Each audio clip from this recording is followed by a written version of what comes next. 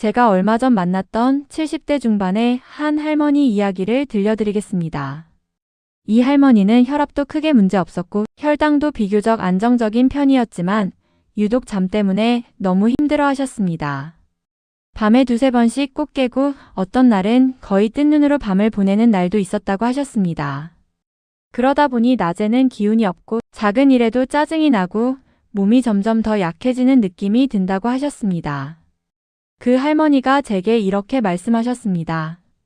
선생님, 저는 잠 때문에 하루가 너무 괴로워요. 아침에 눈을 뜨는 게 겁이 날 정도예요.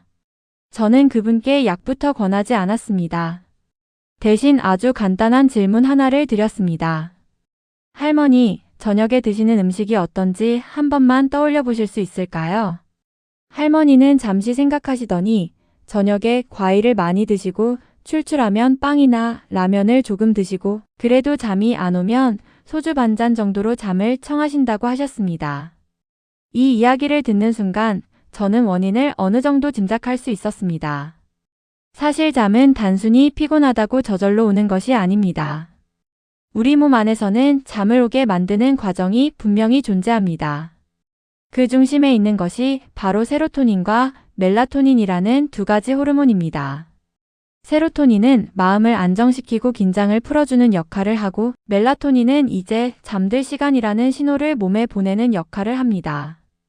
이 두 호르몬이 제대로 만들어지고 순서대로 작동해야 깊고 편안한 잠이 가능합니다.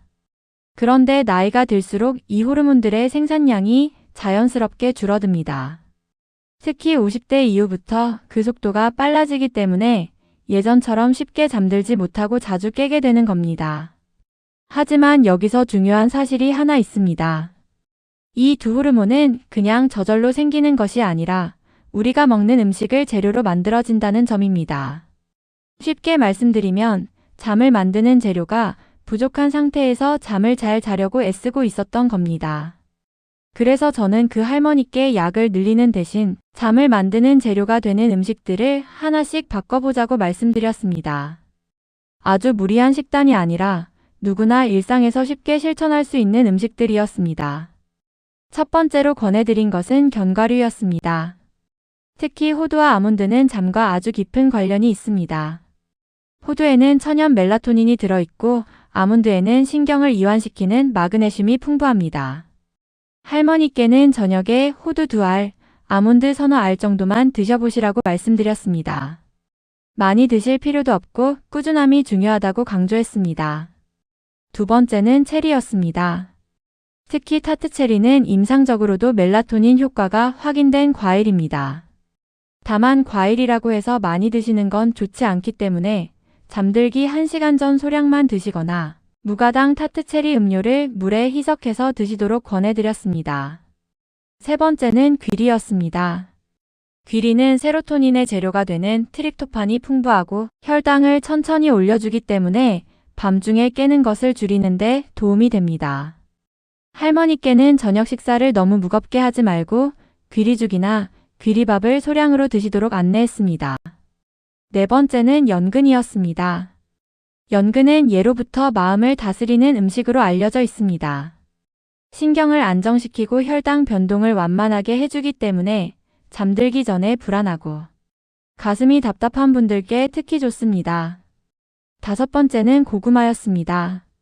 밤에 배가 너무 고프면 잠이 오지 않지만 반대로 너무 자극적인 음식을 먹어도 잠을 망치게 됩니다. 고구마는 속을 편안하게 채워주면서도 혈당을 급하게 올리지 않아 밤에 깨는 횟수를 줄이는 데 도움이 됩니다. 단 작은 것 반 개 정도면 충분합니다. 여섯 번째는 바나나였습니다. 바나나에는 멜라토닌과 마그네슘이 함께 들어있어 잠들기 전에 근육과 신경을 이완시키는 데 도움이 됩니다. 특히 밤에 다리에 쥐가 자주 나는 어르신들께 좋습니다. 일곱 번째는 따뜻한 우유였습니다. 우유에는 트립토판이 들어있어 세로토닌 생성을 돕고 따뜻한 온도 자체가 몸을 이완시키는 효과가 있습니다. 할머니께는 잠들기 30분 전에 따뜻하게 데운 우유 한 컵을 권해드렸습니다. 여덟 번째는 멸치였습니다. 멸치에는 칼슘이 풍부해 신경 전달을 안정시키는 데 도움이 됩니다. 다만 짜지 않게 조리해서 저녁 반찬으로 소량만 드시도록 안내했습니다. 9번째는 꿀이었습니다. 잠들기 전에 꿀을 1스푼 정도 섭취하면 혈당을 안정시켜 새벽에 깨는 것을 줄이는데 도움이 될 수 있습니다. 단, 당뇨가 있는 분들은 반드시 주의가 필요하다고 함께 말씀드렸습니다. 마지막으로는 물을 충분히 마시되 잠들기 직전에는 과하지 않게 조절하는 습관이었습니다. 밤에 화장실 때문에 자주 깨는 것도 숙면을 방해하는 큰 원인 중 하나이기 때문입니다. 이렇게 음식을 조금씩 조정한 뒤 딱 일주일이 지나서 그 할머니는 다시 제 진료실을 찾으셨습니다. 얼굴 표정이 이전과 완전히 달라져 있었습니다. 할머니는 제 손을 잡고 이렇게 말씀하셨습니다. 선생님, 정말 거짓말처럼 밤에 한 번도 안 깨고 잔 날이 있었어요.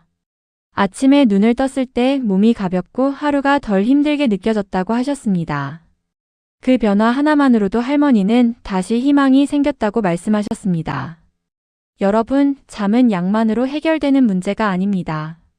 물론 필요할 때 약의 도움을 받는 것도 중요하지만 그보다 먼저 잠을 만들 수 있는 재료를 몸에 공급해주는 것이 기본입니다. 그래서 저는 항상 이렇게 말씀드립니다. 수면은 약이 아니라 재료라고 말입니다. 오늘 말씀드린 음식들 중에서 전부 다 실천하지 않으셔도 됩니다. 가장 쉬운 것 하나만 선택해 보세요. 예를 들어 오늘 밤 따뜻한 우유 1컵을 마시는 것 또는 호두 2알을 드시는 것만으로도 시작은 충분합니다. 작은 변화가 쌓이면 잠이 달라지고 잠이 달라지면 하루의 질이 달라지고 결국 삶 전체가 달라집니다. 오늘 이 영상이 여러분의 밤을 조금이라도 편안하게 만드는 계기가 되기를 진심으로 바랍니다.